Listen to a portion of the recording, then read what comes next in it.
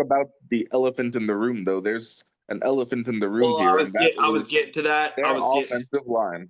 Yeah, yeah, not looking good when you uh no longer have your two best players. Laramie Tunsil, a top 10 lineman in the league. You no longer have him, and you no longer have Shaq Mason. So, not a lot of optimism when it comes to the offense. I mean, you did went out. You drafted. I don't know how to pronounce it, but Ursary, the offensive tackle out of Minnesota. Yeah, So, Ariante Ursary. yeah, you said that very well, Tad.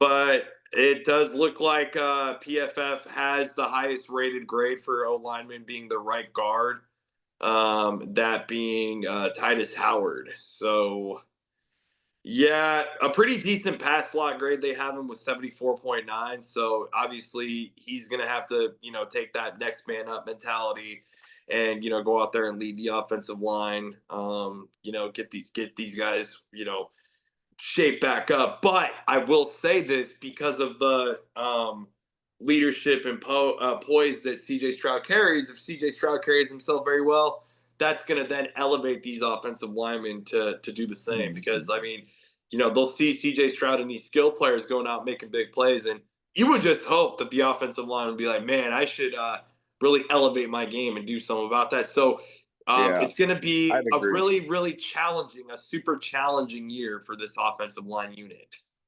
I think the best thing for them would be if Ariante Ursary, the draft pick you mentioned, the second round pick out of Minnesota, if he becomes sort of not a veteran. Obviously, he's not a veteran, but if he could take on a leadership role early on in his career, he could be one of the best players on the offensive line talent wise. I mean, they struggled last year and they have some interesting ads. They added Cam Robinson also, and obviously Laken Tomlinson is an established veteran, but everybody just needs to elevate their level of play, and hopefully that starts with the rookie Ariante Ursary.